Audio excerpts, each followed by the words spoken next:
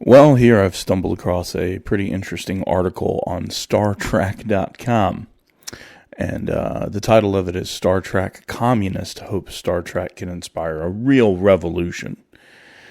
So, I know a lot of you out there, Star Trek needs no introduction. It's got hundreds of millions of fans worldwide. And, we pretty much all know Jean-Luc Picard and all the other captains of the ship. I sit here and I say that and I forget William Shatner and whatnot. But,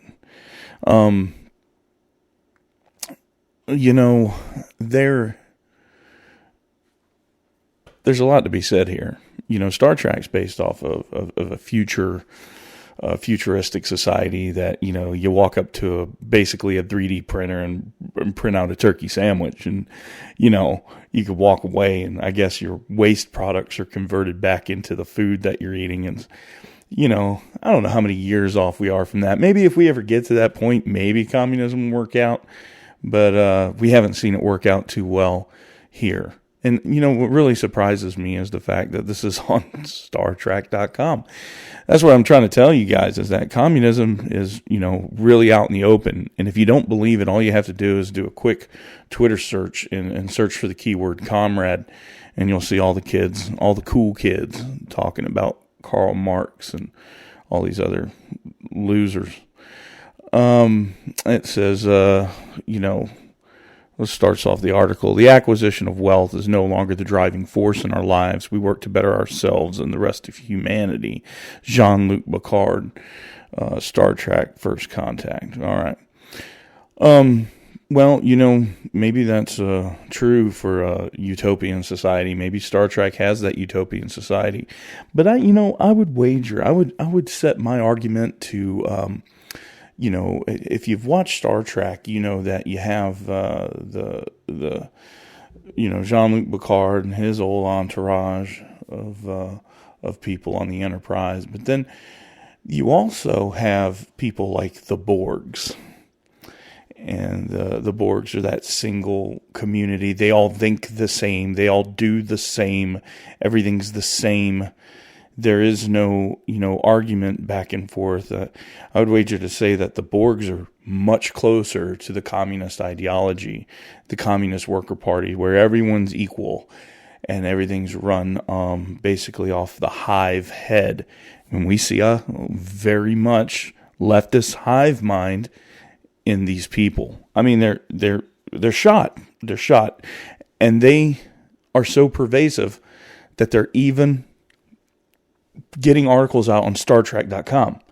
Let that sink in for a minute. I just did a video where we had critical race theory, articles being written by the American Bar Association. My goal on this channel is to get people to understand that the threat of communism is a real threat. It's the red shadow lurking behind you. You don't see it because it's hidden, but it's just under the surface. And all you have to do is just barely scratch it with a nail. And you'll see the people jump right out. It says, most Star Trek fans agree that the Federation would be a nice place to live. I mean, I don't know about that. It seems kind of boring to me. I guess the only thing that would take the edge off the boredom, if you can just go ahead and 3D print whatever you wanted, is those virtual rooms. Basically, having your life sucked into a video game like they have on the ship. Maybe that would help me get my mind off the fact that I was stuck on a tin can floating in the middle of space.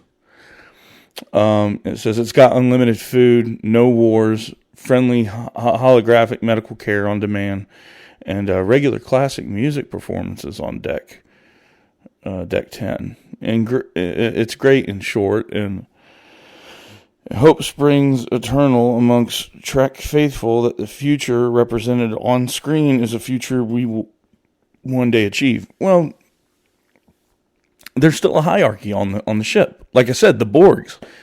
That would be communism perfected. there's no hierarchy on the Borgs. Together, they all have a hive mind. Everyone is literally equal. And their only goal is to create more Borgs. That's it. That's their only goal. They have that hive mind. Basically, you can think of communism as a nest of yellow jackets. They're all working for the same cause. None of them have any kind of personality. None of them, because what's happening in Star Trek's not really communism. There's still people that are above other people. I mean, Jean-Luc Picard's a freaking captain. He's in charge of the Enterprise. So, yeah, I don't know. But how do we get from there? Let me go ahead and continue the article. How do we get from there? Will Nguyen, I guess is how you say his name, is a fan who asks that question a lot. Well, okay, he's a fan. All right. I guess this communist manifesto from some random fan was so important that somebody in the upper echelons of StarTrek.com said, you know what, we should print an article about this because we agree with this one fan. It says, in the Earth of the future, we eliminate poverty, hunger, homelessness, all the stuff that's hard to still talk about. It's paradise on Earth. You see, this is how it's sold. I spoke in my last video about how this stuff is sold. It's sold as all these great, wonderful things. Sunshine, rainbows, fluffy bunnies. Right? Everybody gets everything they want. Chicken in every pot. Mercedes-Benz parked out in front of every driveway. You all have a 4-story house. Everybody gets all that. But the problem is nobody gets all that.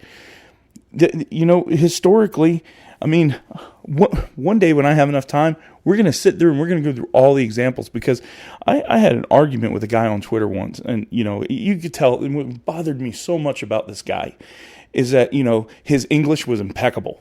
I mean, this man, if we were in a video game, this guy would have a mercantile of, 10, just maxed out, or 99 or whatever. But he couldn't name for me a successful communist country. Now, he tried, but, I said, name for me a successful communist country that A, wasn't taken over by a dictatorship, or B, wasn't taken over by an outside dictatorship. Because that happens. So even when you do get a community of people that are living together in peace and harmony, there's always some dick on the outside looking in going, hey, look at all these people living in peace and harmony. They can't even get together. Even if they have weapons, they have no organization. And we are a tyrannical government. And we can easily go over there, bowl them over, take their land, take their shit, and make them part of us. And that's exactly what Japan did to the Manchurian folk. So, I mean, it continuously happens throughout history. We've never known what communism's like because even if 99% of our population on this earth is good, you're always going to have 1% of those assholes. So even if you have a worldwide communist movement and everybody's living in this worldwide communist movement, okay, and especially, it's not just communism these people want. This is ironic because I'm sure this will, I don't even have to look him up to find out, but I'm sure what he wants is he wants anarcho-communism. That's the cool kids club right there, right now on Twitter. Anarcho-communism. All the Black Lives Matter kids are doing it. All the, I don't know how many other groups there are that are Marxist groups out there. I mean, there's so many. But that's the cool kids club. Anarcho-communism. So this whole, it's like they went from the 70s with free love and then just shot those steroids up their ass, and now we got these different forms of communism with no government. So imagine communism with no government. Well, who's gonna be there to be the bean counters for that? I mean, if you're not gonna have any government, that means that you're not gonna have anybody that's going to hold anybody accountable. Or how do you hold other people accountable to participate in your communist system? Is it done by community? Well, how do you hold the communities together? Nobody can seem to answer these questions very, very well for me. At least they don't satisfy, none of the answers that anybody's ever given me has given any satisfaction to my question. Because there's always something that's like, well, how do you do it without a structure, But what this guy's saying is oh no, not anarcho-communism. No, we want to do Star Trek structure, which is basically, you can look at the Star Trek and the Enterprise as the state. And whatever, the state says goes. Captain Jean-Luc, that guy his word is first and last on that ship. And this Will Nguyen, whatever, really terrible with that last name, but it doesn't matter. That's what this guy's saying. Even though I bet if I go and read anything about him on his Facebook profile or wherever he's posting on Twitter, he's an anarcho-communist. Anyway, so they're all preaching the message: poverty, hunger, homelessness, all the stuff that's just hard. No chicken in everybody gets chicken in every pot. Everybody gets a shot of medicine in the butt. But how do you actually achieve a one world government with no national borders? The funny thing is if you were talking about this 10 years ago, that's called the New World Order, and that was just the biggest conspiracy theory ever. And we're starting to kind of see that, I think it was the Great Reset and all this other stuff. We're starting to see that maybe that's not too much of a conspiracy.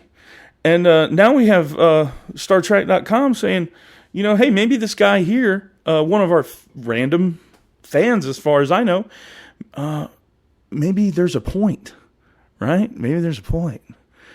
So let's see. It says, how do you actually achieve a one world government with no national borders, where we've eliminated poverty and war and hunger and disease? Man, that is the classic combination, isn't it? That's what Mao was going to do for the Chinese people. We're going to eliminate poverty, war, and hunger. That was a big thing. And then what happened? The Great Leap Forward happened. People starved. The Bolsheviks, they were going to do the same thing. Poverty, war, hunger, disease. Oh, they were going to rectify that. And what did they do? They wound up killing all the freaking farmers out there because they started accusing the farmers of being terrible people, I guess. And they went door to door, and they started killing the only people that knew how to grow crops, and it caused a major famine. And they actually caused everything that they said that they were going to prevent. And this is something that you hear if you just crack open a history book. These are the same bullshit utopian lines you hear from communism across the board. It's always the same thing. So, anyway, that's the thing. Star Trek is very detailed about the makeup of the utopian future, but not clear on the assembly. Well, of course it's not clear on the assembly. It's completely fictional. You could go 3D print a fucking Snickers bar and sit down and 3D print an iced tea. I don't know if it's I'm sure it's not a 3D printer. I don't even know what you call it. Some kind of reverse defibrillation. I don't know, but whatever. It says, let's see, very deep, but not clear on the assembly. We've got the Bell riots coming up in 3 years, give or take. And sometime in the next 40 years, we've got World War III to contend with, possibly featuring genetically augmented supermen and ultimately first contact with alien society before we're off to the races. Okay.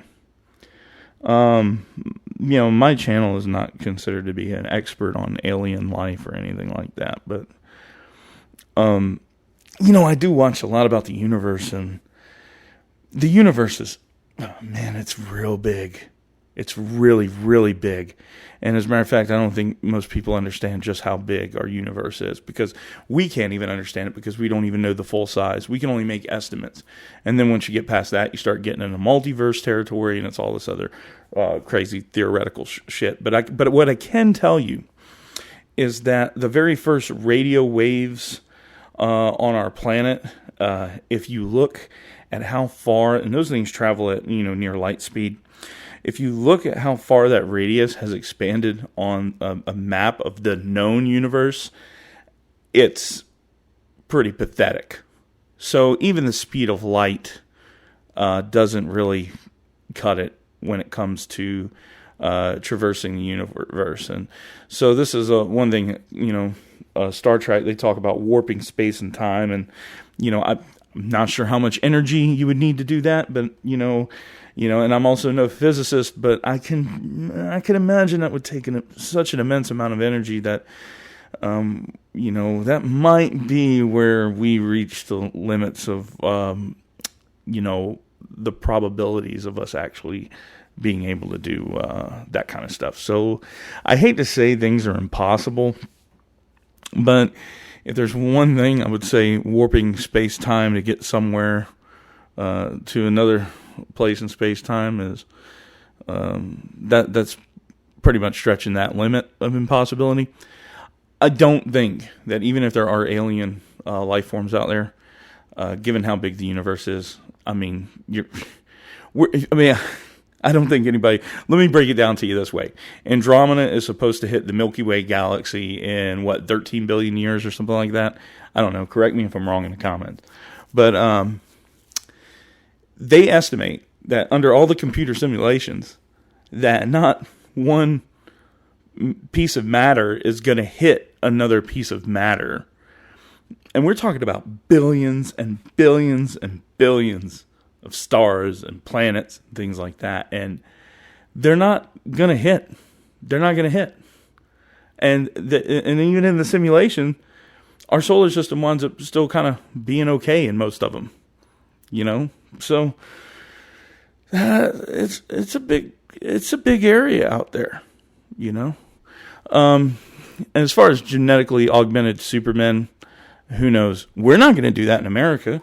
We're not really, that's not really America's bag, but I could totally see communist China doing that, since he wants to go ahead and purport that communism's a better way. Well, maybe if we get under communism, we could have the same supermen that China is probably going to have in World War III, because that's probably where we're going to be.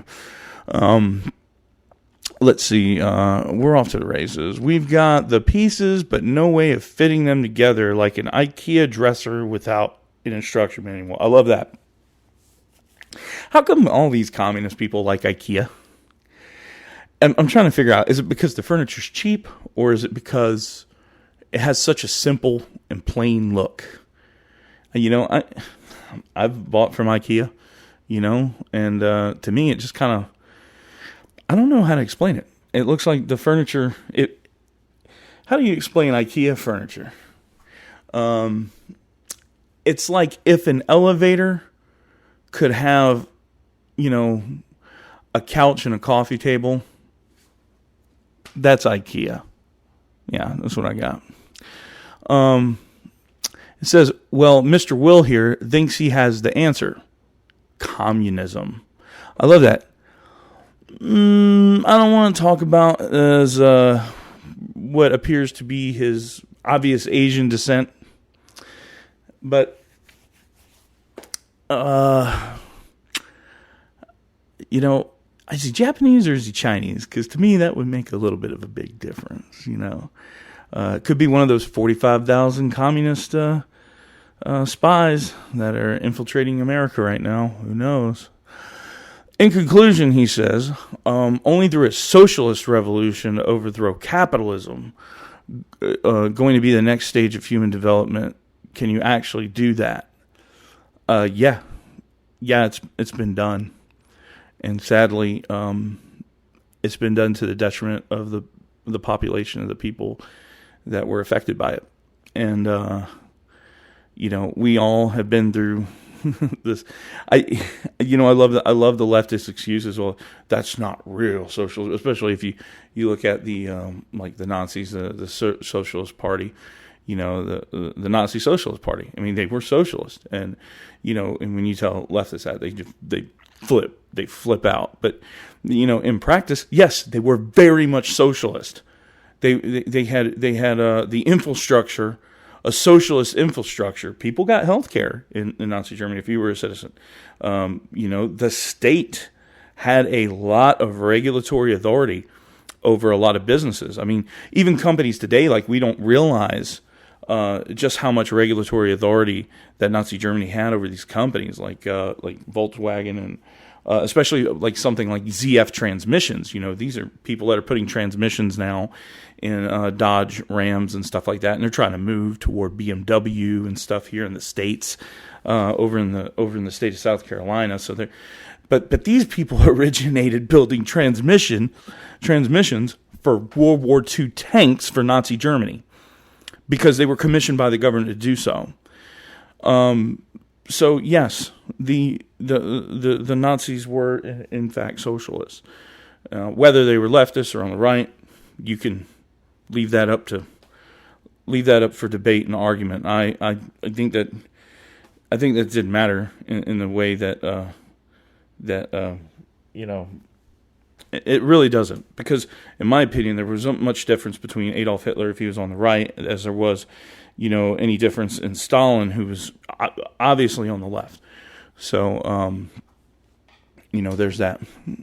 But to answer, can you actually do that?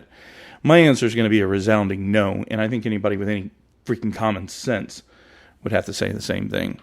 For the last couple of years, we're going to call him Will, has been evangelizing this view in a uniquely Star Trek fashion.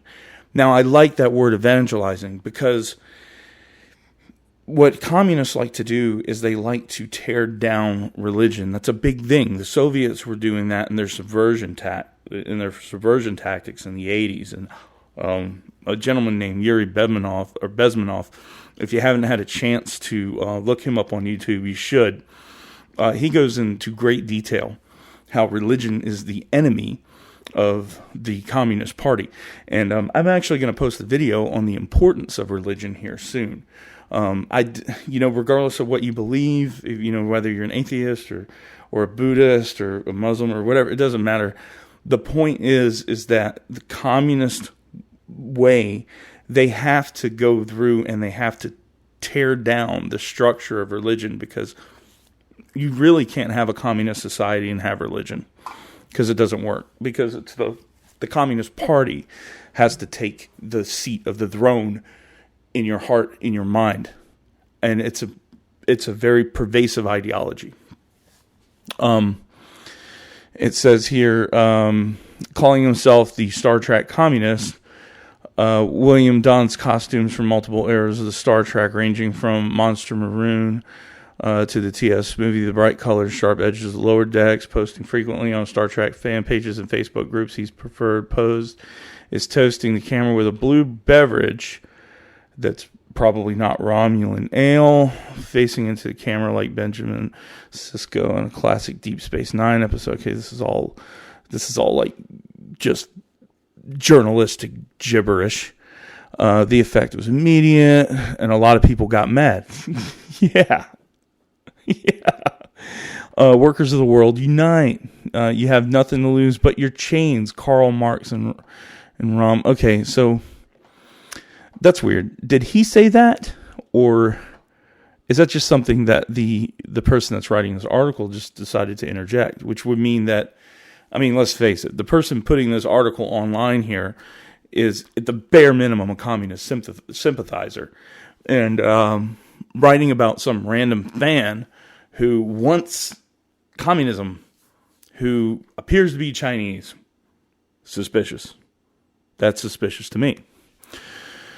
And not to say that the editorial board here was also on board with this. So, it's really hard to tell where everyone is in this whole chain of events. Do I believe this guy really believes communism? Yes, of course I do. Do I believe the person writing this article sympathizes with the idea of communism and Marxism? Yeah, I kind of do. Maybe. But this is where the line gets hazy for me, because did they do this because they want to see a communist society, or did they do this because they wanted to get attention and clicks? Obviously, hate bait is a great tool to make money in today's day and age.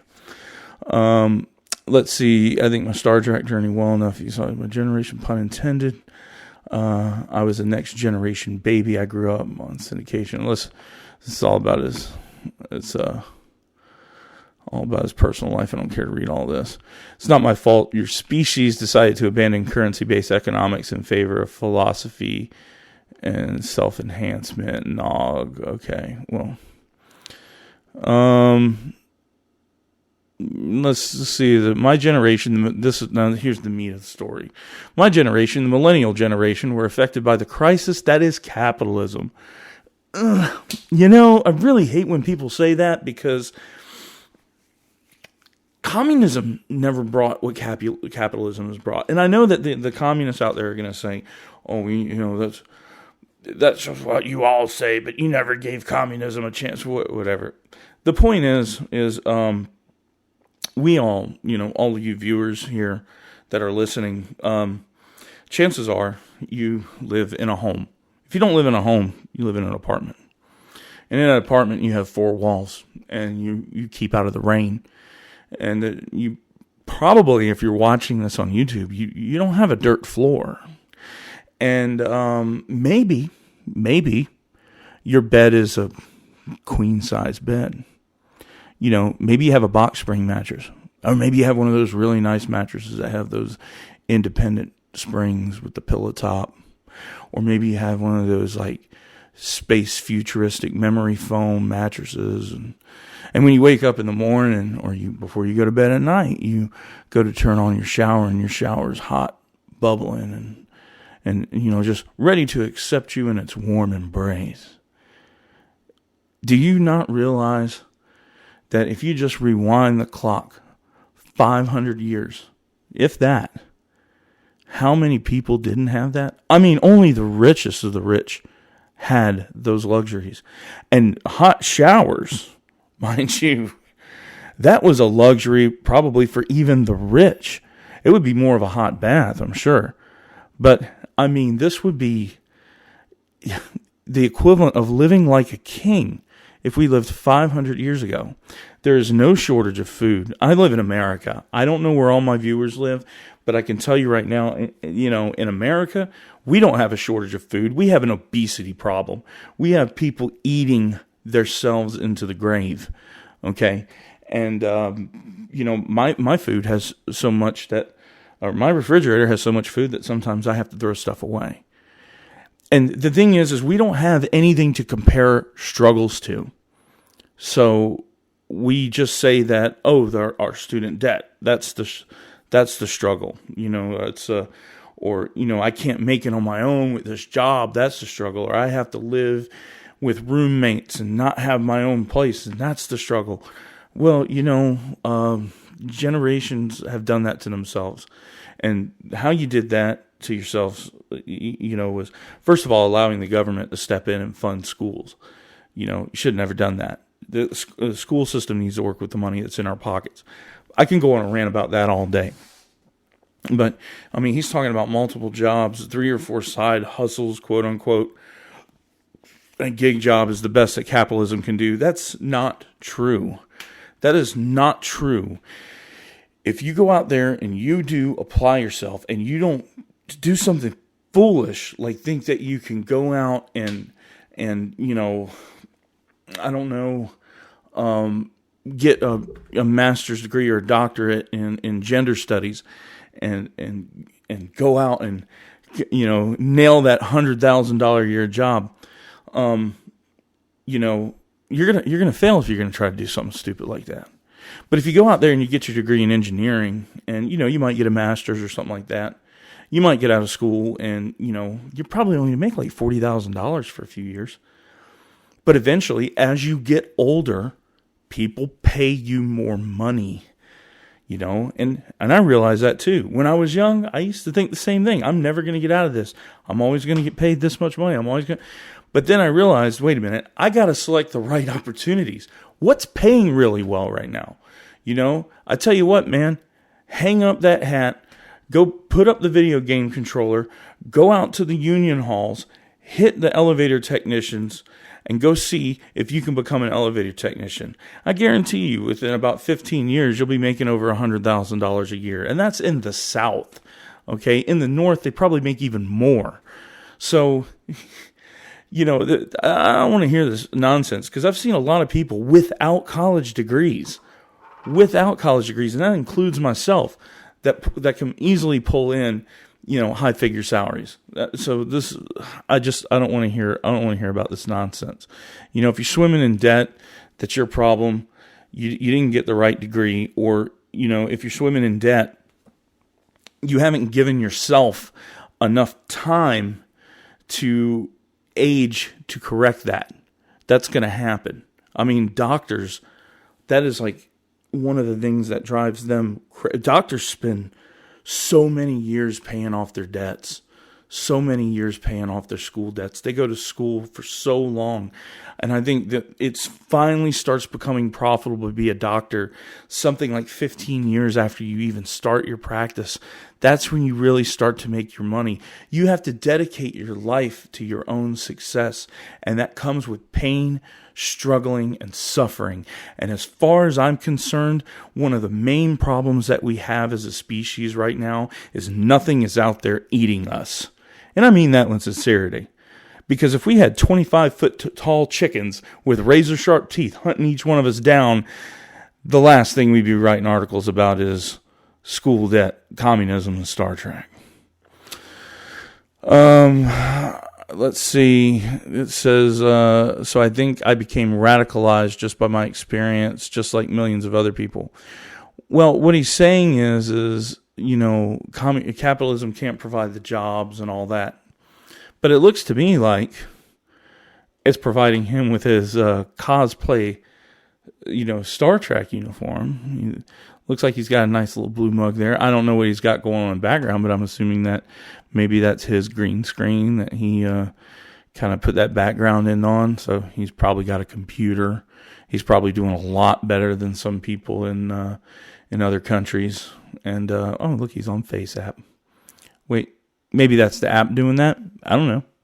But either way, it doesn't strike me as a person that is just down on his luck living under a bridge somewhere. In reality, we live in a post-scarcity world. Okay, yeah. Well, maybe that's true. Maybe we live in a post-scarcity world, That doesn't necessarily mean that, this is the oh man, this is so crazy. He's sitting here saying that we live in a post-scarcity world, meaning that, nothing's really scarce anymore, so why not share it with everybody? Well, if it's not scarce, go out there and get you some of it, man. Go out there and earn it.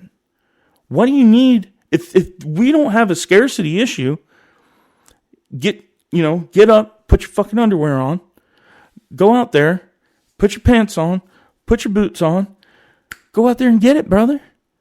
If it's not scarce, why are you sitting here contacting Star Trek about how you want communism? Yeah. Now, if you were to tell me that we had a scarcity issue and that it was difficult, that would imply that it was difficult for you to get your hands on anything at all. Then maybe you'd have a little bit better argument. But this is the duality mindset of these people. Whatever. Because we already have the ability to house and clothe and care for everyone right now. It's not that hard. That's true. We do. We might. I mean, go look at California. I mean, if, some people don't want to live in a house. Some people you can't give good clothes to. That's the sad truth. I mean, we live in a very dynamic world. There are people with really bad problems, and you could try to give them a house, and you might be able to help, 10% of those people. But especially like homeless people, man. There's some homeless people, man, I've tried to help. I've tried and I tried and I tried. And the fact of the matter is they're homeless because they kind of want to be homeless. Or they're, and regardless, and people say, oh, well, that's mean because they might have a mental illness. Well, even if they have a mental illness, that mental illness gives them more the proclivity to be homeless. So there's just some things that you're never going to be able to change, and communism's not going to fix it. As a matter of fact, communism is going to make it a lot worse, and we'll all be homeless. So there's that. A lot has changed in the past 100 years. Okay, this is obsessed with the accumulation of things. That's John Lee Picard. His approach at first glance. Yeah, he can't be a communist because he purchases his costumes with money.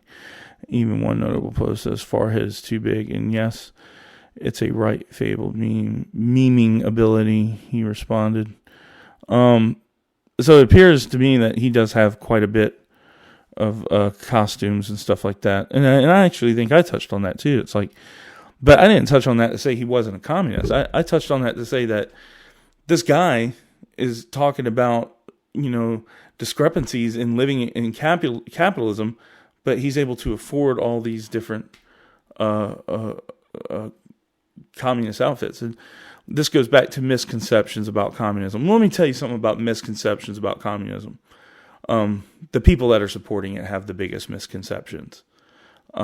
Because the problem with communism is it preaches bunny rabbits and rainbows and unicorn shit, but it delivers dirt, blood, sweat, and tears.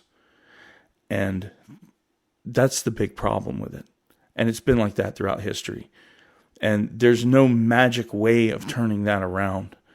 At least capitalism, we were able to regulate it. We were able to regulate coal mines and things like that. We finally kind of got it where, okay, we're capitalists. But I mean, if the capitalist society is corrupt because people are corrupt, right? That's why capitalism gets corrupted. But the best part about capitalism is in many cases it corrects itself. Unless you have a situation like the big tech situation where it can't correct itself because the big tech companies squash all competition and prevent that market self-correction, which is something I really think we need to step in and change. Capitalism has a tendency of correcting itself for the better, and because people eventually catch on, and things happen slowly, and it's always good for change to happen slowly, to have a long-lasting and positive effect instead of all these really quick changes. And so this is an extreme ideology. This article goes on and on. I guess this is it. Okay, so here we go. Here's the author of the article, Sean Kelly, him. He's also a freelance writer based in St. Louis. He occasionally gets depressed that he'll never know what, I guess that's some dish in Star Trek, tastes like. Okay, so obviously, does anything more need to be said? Because this is communism right here too. Okay? These ideologies, this whole gender thing, all this nonsense, it completely flies in the face of science. That's communism. And because what communism has to do is it has to break down the social fabric of a society to come in and be successful. And I am going to do a video on that. And I'm going to do a video on why religion is a very important aspect of society. I hope to do that soon. Anyway, I haven't really decided what it is, all I'm going to do with this channel yet. I'm going to try to, I don't even know what I'm going to really name the channel. I might change the name of the channel. I had a really good video come out about Adam Kredgeler on his Tim Pool podcast. I got like 20,000 views on it. And for all you people that viewed it, man, I really appreciate it. I never in my wildest dreams thought it was going to do that well. It was a last failed attempt to try to get people out to correct what I felt was going down the rabbit hole, which is where America's headed right now. I really appreciate all you people that comment and even the bad ones. But I really appreciate, if you're taking the time to listen to me, and especially this video is going on 40 minutes. And if you've listened to me this long, all I can tell you is thanks. Thanks for your support. I'm hoping to set up a Patreon. I'm just kind of going to start doing this and getting into these videos. And I'm not going to beat around the bush, because it's obvious what the problem is. And we need to start coming out. We need to start saying something about it. It is communism. It is Marxism, socialism. It's all the same thing. It's all the same thing. And everyone needs to understand what it is they're contending with here. And they need to understand the history. And they need to understand where it comes from. And we all need to begin talking about this. And we all need to stop supporting it. And we all need to figure out a way to, minimize it out of our lives. And I don't even have a Twitter and Facebook. So I'm not sure how I'm going to expand this channel. But I don't think I'm going to use Twitter and Facebook. I might upload my videos to BitChute and Rumble and things like that after I get a decent following on YouTube, God willing. Please share, like, and subscribe. That goes such a long way. And maybe one day I can get a Patreon set up, and hopefully I would have some patrons that would help support me and what I do and the message that I'm trying to convey. But there's certain things that I want to discuss on this channel, and it's definitely about how we're going to stop this communist movement that's coming into America, and it's coming in pretty hard. Well, that's all I have to say.